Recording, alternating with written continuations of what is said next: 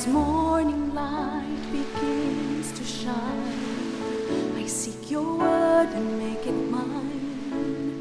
In quiet moments, faith is born. With every breaking of the dawn, rise and reflect on promises true. With every dawn, I'm renewed by you. Guided by grace, strengthened by love, your light leads me from above. Your word, my hope, my guiding way. In you I find strength each day. Through trials and fears I trust and rest. In your wisdom I am blessed. Rise and reflect on promises true. With every dawn I'm renewed by you. Guided by grace, strengthened by love, your light leads me from above.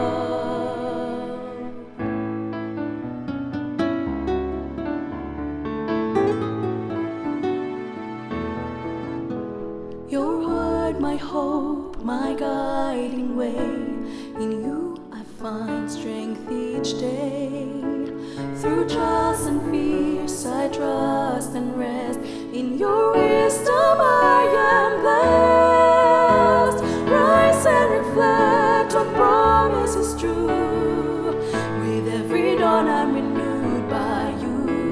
Guided by grace, strengthened by love, your light leads me from above. Rise and reflect on promises true. With every dawn I'm renewed by you. Guided by grace, strengthened by love, your light leads me from above. Your light leads me from above.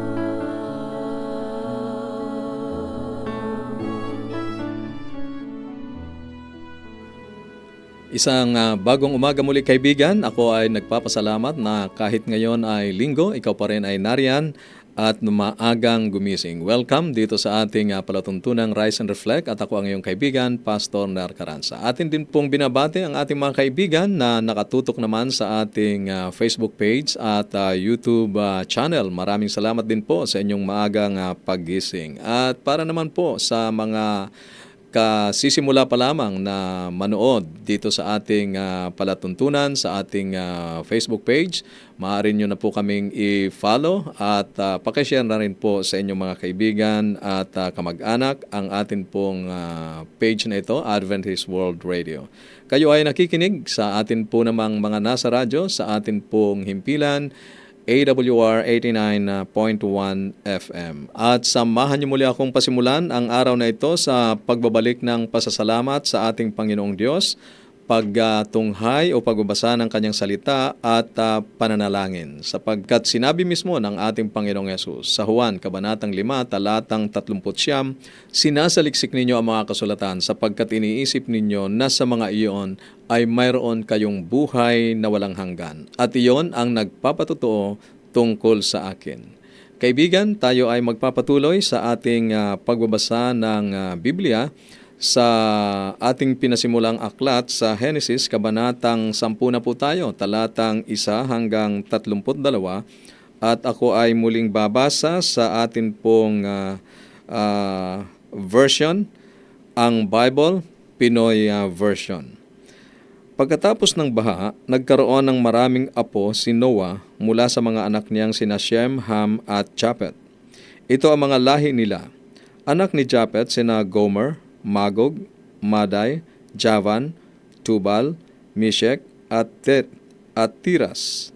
Anak ni Gomer sina Askenaz, Repta at Togarma. Ang mga anak ni Javan ay sina Elisha, Spain, Cyprus at Rhodes. Silang lahat ang mga anak ni Japhet at ninuno ng mga taong nakatira sa tabing dagat. Kumalat sila sa iba't ibang lupain at nagkaroon ng kanya-kanyang language, pamilya at bansa. Ang mga anak ni Ham ay sina Cos, Egypt, Libya at Canaan. Si Cos ang tatay ni Seba, Havila, Sabta, Raama at Sabteka. Anak naman ni Raama sina Sheba at Dedan. May anak si Kos na ang pangalan ay Nimrod. Siya ang pinakaunang malakas na warrior sa mundo. Sa tulong ni Lord, naging magaling siyang hunter. Kaya nga naging kasabihan sa kanila noon, sana gawin ka ni Lord na magaling na hunter gaya ni Nimrod. Nung una, kasali sa nasasakupan niya ang Babel, Erek at Akkad na pare-parehong nasa Babylonia. Mula doon nagpunta siya sa Assyria at tinayo ang mga city ng Nineveh, Rehoboth-ir, Kala at yung Resen na nasa pagitan ng Nineveh at ng Kala na isang malaking city. Si Egypt ang tatay ni Lydia, Anam, Lihab, Naptu, Patrus, Kaslu at ni Crete na ninuno ng mga Philistines. Ang mga anak ni Canaan ay sina Sidon, Het, panganay si Sidon. Si Canaan din ang ninuno ng mga Jebusites, Amorites, Gergasites, Hivites, Arkites, Sinites, Arvadites, Semarites at ng mga Hamatites. Kumalat sa iba't ibang lugar ang mga pamilyang Canaanites. Umabot ang teritoryo nila mula sa Sidon, tapos pa south papuntang Gerar, malapit sa Gaza, at pa east papuntang Sodom, Gomorrah, Adma at Siboim na malapit sa Lasha. Ito ang mga lahi na galing kay Ham, ayon sa kanya-kanyang pamilya, language, lupain at bansa. Si Shem naman na kuya ni Japhet ang ninuno ng mga Hebrew. Ang mga anak niya ay sina Elam, Asur, Arpaksad, Lud at Aram. Mga anak ni Aram sina Uz, Hol, Geter at Meshek. Si Arpaksad ang tatay ni Shelah, na tatay naman ni Eber. May dalawang anak na lalaki si Eber. Yung isa ay tinawag na Peleg kasi watak-watak ang mga tao sa mundo nung time niya. At yung isa ay si Joktan. Si Joktan ang tatay ni na Almodad, Sheleb, Hazarmavet, Jere, Haduram, Uzal, Dikla, Ubal, Abimael, Sheba, Oper, Havila at Jobab. Silang lahat ang mga anak ni Joktan. Umabot ang lupang tinitirhan nila mula Mesha hanggang Sipar, doon sa mabundok na lugar sa east. Ito ang mga lahi na galing kay Shem, ayon sa kanya-kanyang pamilya, language, lupain at bansa. Ito ang mga pamilya ng mga anak ni Noah, ayon sa kanya-kanyang lahi at bansa. Sa angkan na ni Noah galing ang lahat ng tao sa mundo after ng baha. Sa isang art gallery ay may nakadisplay na isang malaking painting na pinamagatang A Sunday on La Grande Jatte ni Georges Seurat. Inilalarawan nito ang mga tao noong ika-19 na siglo na nagre-relax sa tabi ng isang ilog. Subalit sa malapitan, kapag tiningnan mong mabuti, makikita mo na ito ay hindi ordinaryong painting lamang. Gumamit si Seurat ng isang pamamaraan na tinatawag na pointillism, na bumubuo ng image o larawan mula sa libu-libong maliliit na tuldok.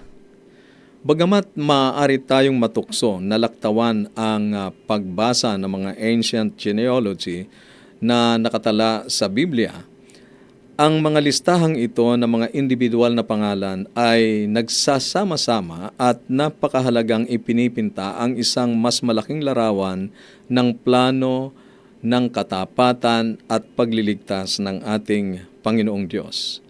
Ang genealogy na ito sa Genesis Kabanatang 10 ay nagpapahayag din ng mahalagang katotohanan para sa ancient Israel at para sa atin ngayon, kaibigan. Sa sinaunang panahon, ang karamihan sa mga lipunan ay tinutunton o tinetrace ang kanilang angkan direkta sa simula ng sanlibutan, unang mundo, at sa mga Diyos na kinikilala nila. Nagkukwento sila ng kanilang pagkakabuo at pagkakatatag upang ipakita na mas mahusay sila kaysa sa iba pang lahi ng tao sa mundo. In contrast, Genesis chapter 10 describes the formation of most of the nations that existed in Israel's world, Egypt, Canaan, Assyria, at ang mga Filisteo. Hindi man lang nabanggit ang Israel sa kabanatang ito.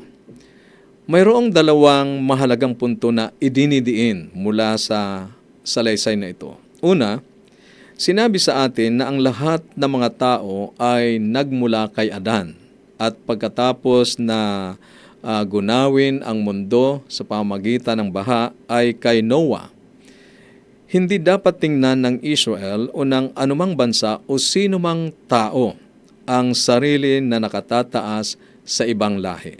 Wala, kaibigan, kahit saan sa banal na kasulatan na makikita tayo ng pag-iendorso para magmataas o maliitin ang ibang lahi o tribo or any sense of ethnic superiority. Minsan nakakarinig tayo ng Bisaya kasi ang mga yan, Ilocano or Bicolano or Tagalog. Parang mayroong faction at mayroong pagpapahalaga o pagmamataas o pagbibigay ng kataasan sa ibang mga tribo o ethnic or rehiyon. Lahat tayo, kaibigan, ay konektado sa isang dakilang pamilya ng tao na ang pinagmulan ay ang ating Panginoong Diyos. Tayo, bilang mga tao, ay nilalang sa wangis ng ating Panginoong Diyos. Ikalawa, hindi dapat ikagulat ng Israel na ang Diyos ay nagmamalasakit sa lahat ng mga bansa. Gaya ng sinabi ng isang theologian, bago ang partikularidad ng pagtawag ng Diyos kay Abraham ay mayroon ng talaan ng mga bansa with its universal concern for nations and territories. Ang pagmamalasakit na ito para sa mga bansa ay makikita rin natin sa commission ni Jesus Christ sa mga alagad o sa iglesia na humayo at gumawa ng mga alagad sa lahat ng mga bansa sang-ayon sa Mateo Kabanatang 28, talatang 11. Si Apostol Pedro ay nagpahayag. Ang sabi niya sa mga gawa, Kabanatang 10, talatang 34 at 35. Ngayon alam ko, walang pinapaboran ang Diyos. Kung ang tao ay may takot sa Diyos at tama ang kanyang ginagawa, kahit ano ang lahi niya ay tatanggapin siya ng Diyos. Napakagandang pagpapahayag ng alagad ng ating Panginoon na ang ating Panginoong Diyos ay walang itinatangi. Kaibigan, may nakita ka bang magandang aral sa simpleng tala ng mga genealogy sa Biblia na ating binasa ngayon? Nagkaroon ka na ba ng karanasan na parang minamaliit ang taga-ibang rehiyon dito sa atin? Paano naging makabuluhan sa iyo ang pagbabasa natin ngayong umaga? Para sa iyong comment and reflection, maaari kang sumulat doon sa ating mga nasa Facebook page sa ating pong comment section. At para naman po sa ating mga kaibigang nakikinig sa radyo, maaari nyo pong i-text ang inyo pong comment sa ating pong numero 0917-1742-777. 0917-1742-777 at sa 0918-9447-891.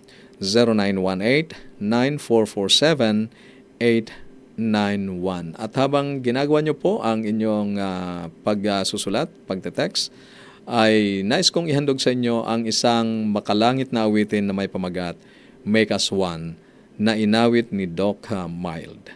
Pakinggan po natin ang napakagandang mensahe ng awit na ito.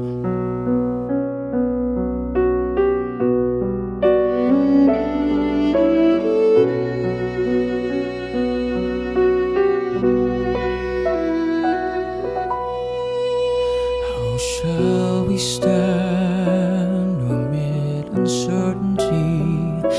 Where is our comfort in travel?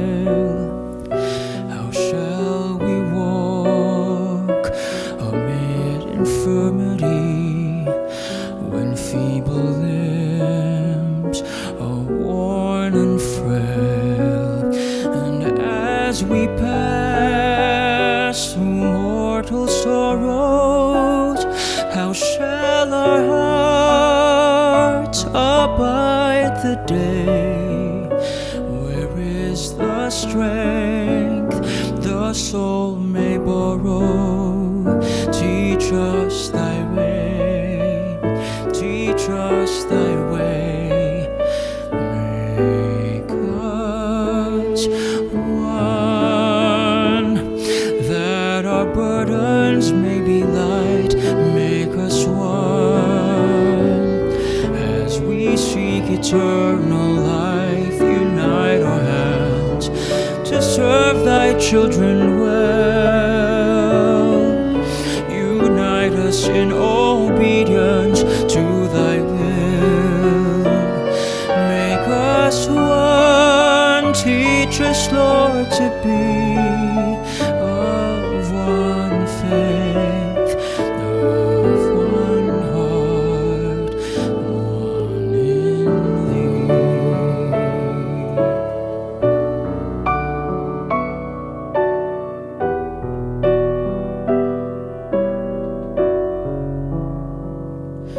Then shall our souls be filled with charity. Then shall all hate and anger cease. And though we strive amid adversity, yet shall we find thy perfect peace.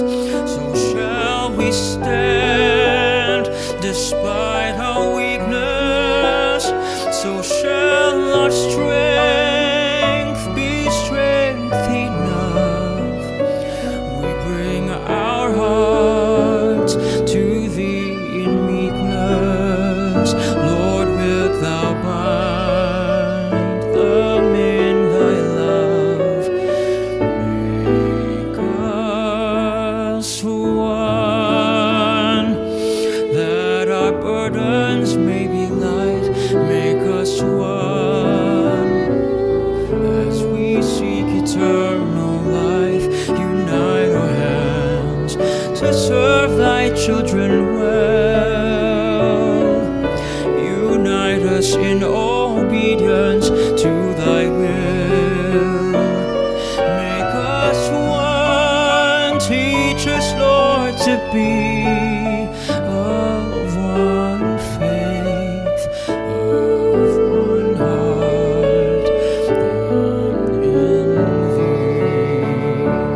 Take from me this heart of stone, make it flesh, even as thine own.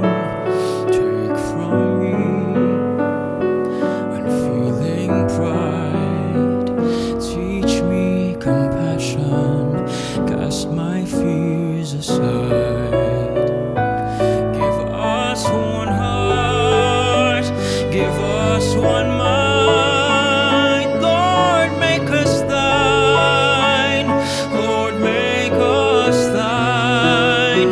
Make us one, that our burdens may be light. Make us one, as we seek eternal life. Unite our hands to serve thy children well.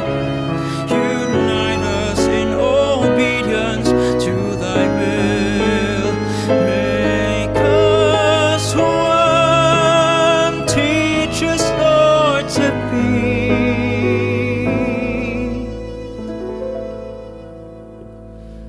of one faith, of one heart, one in thee.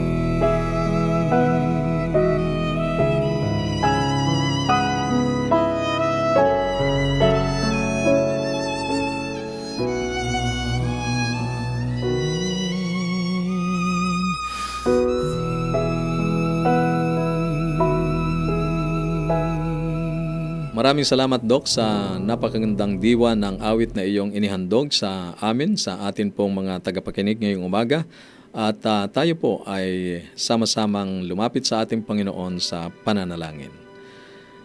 Dakil at mapagpala naming Diyos, Kami po ay nagpapasalamat sapagkat ikaw ay Diyos na hindi namimili ng kahit na anong lahi. Kami bilang iyong nilalang ay ipinahayag ninyo na kami ay inyong minamahal, anuman ang aming pinagmulan, anuman ang aming lahi, anuman ang kulay ng aming mga balat. Ama, punuin mo rin ang aming mga puso ng katulad ng iyong pagmamahal at pagmamalasakit sa lahat ng mga tao at bansa. Alisin mo sa amin ang pagkainis sa ibang mga lahi at tulungan kami na sila po ay mahalin at pagmalasakitan din. Alisin mo sa amin ang pagtatangi dakilang Diyos, pag-iisip na kami ay mas nakahihigit sa iba. Tulungan mo kaming ituring ang mga taong nakakasalumuhan namin na katulad namin at kami po ay pantay-pantay sa iyong paningin. Dakila naming Diyos ngayong umaga, akin din pong itinataas sa inyo ang aming mga kaibigang nakikinig ngayon na may mga suliranin, anuman po ang kanilang mga pasanin sa buhay. Alam ko po na ikaw ang Diyos na nakakakita ng lahat ng aming mga pangangailangan. Ang ilan po sa amin ay may pangangailangan ng kagalingan. Ang ilan po naman sa amin ay may pangangailangan ng kapayapaan sa kanilang kaisipan. Ang ilan po ay naghahanap ng kanila pong mapagkakakitaan. Tulungan po ang may mga pangangailangang ito, dakilang Diyos, at ipakita mo sa kanila ang iyong kabutihan sa pagtugon sa kanila pong mga panalangin. Idinadalangin namin ang lahat ng ito sa pangalan ng aming tagapagligtas at Panginoong Jesus. Amen. Amen. Maraming salamat muli kaibigan sa iyong pagsubaybay dito sa ating palatuntunang Rise and Reflect, at kami po ay nagagalak na kahit sa ganitong oras ay sinamahan nyo kami sa pagbasa ng salita ng ating Panginoong Diyos, sa pagpapailan lang ng pasasalamat sapagkat muli niya tayong ginising, binigyan ng kalusugan at lakas ngayong umaga, at sa atin pong maikling pananalangin. Kaibigan, muli naming iniaalok sa iyo ang isang napakagandang Bible Study Guide na Explore. Ito ay mapapasa iyo kung iyong ipadadala ang iyong kompletong pangalan at address sa atin pong himpilan. Ang atin pong numero ay 0917-1742-777. 0917-1742-777 o sa 0918-9447-891. 0918-9447-891. Muli, mapapasa iyo ng libre ang Bible Study Guide na ito. Ipadala mo lamang ang iyong kompletong pangalan at address dito po sa ating himpilan. At ang mga kaibigan naman po natin na nasa Facebook, i-comment nyo lang po ang inyong kompletong pangalan at address at kayo po ay padadalhan namin ng napakagandang Bible Study Guide na ito, ang Explore. Muli, Juan, Kabanatang 5, Talatang 39, sinasaliksik ninyo ang mga kasulatan sapagkat iniisip ninyo na sa mga iyon ay mayroon kayong buhay na walang hanggan. Kaibigan, kung ang salita ng Diyos ang iyong gabay, ang landas mo ay hindi masisinsay. Huwag po kayong aalis sapagkat susunod pa ang mga magagandang awitin na aming ihahandog sa inyo.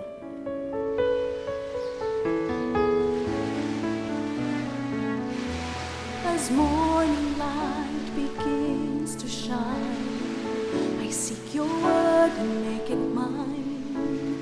In quiet moments, faith is born. With every breaking of the dawn, rise and reflect on promises true. With every dawn, I'm renewed by you. Guided by grace, strengthened by love, your light leads me from above. Your word, my hope, my guiding way. In you I find strength each day. Through trials and fears I trust and rest. In your wisdom I am blessed. Rise and promise is true. With every dawn I'm renewed by you, guided by grace, strengthened by love. Your light leads me from above.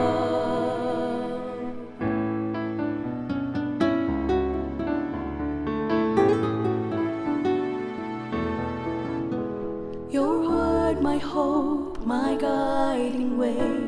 In you I find strength each day. Through trials and fears I trust and rest. In your wisdom I am blessed.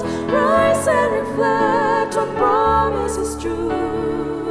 With every dawn I'm renewed by you, guided by grace, strengthened by love. Your light leads me from above. Rise and reflect on promises true. With every dawn I'm renewed by you, guided by grace, strengthened by love. Your light leads me from above. Your light leads me from